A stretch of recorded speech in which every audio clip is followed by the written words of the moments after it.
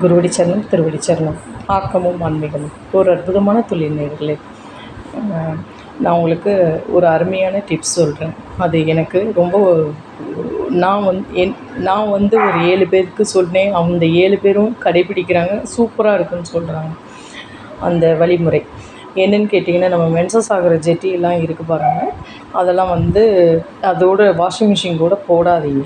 குழந்தைகள் ட்ரெஸ்ஸு, குழந்தைகள் அதாவது நம்மளோட ட்ரெஸ்ஸு இதெல்லாம் இருக்கணுமே ஒழிஞ்சு அந்த இன்னர் அந்த இதெல்லாம் போடக்கூடாது. பேண்ட் எதுவுமே போடக்கூடாது. போடாமல் நான் என்ன சொல்கிறேன், கல் உப்பை போடுங்க. வாரம் ஒரு நாள் இதுக்குன்னு ஒரு மணி நேரம் ஒதுக்குங்க நேயர்களே.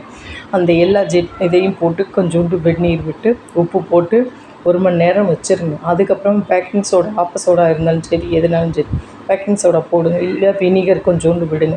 விட்டிங்கன்னா தும்பப்பூவாக வந்துடும் செடி. ஆகையால் நம்ம ஓணத்துறப்பையும் கொஞ்சம் நம்மளுக்கு பார்க்க ஃப்ரெஷ்ஷாக இருக்கும், சுத்தமாக இருக்கும். அதை செஞ்சு பாருங்கள் நேயர்களே. கண்டிப்பாக சூப்பர் ரிசல்ட் கிடைக்கிது. அதுக்கு தான் சொல்கிறேன்.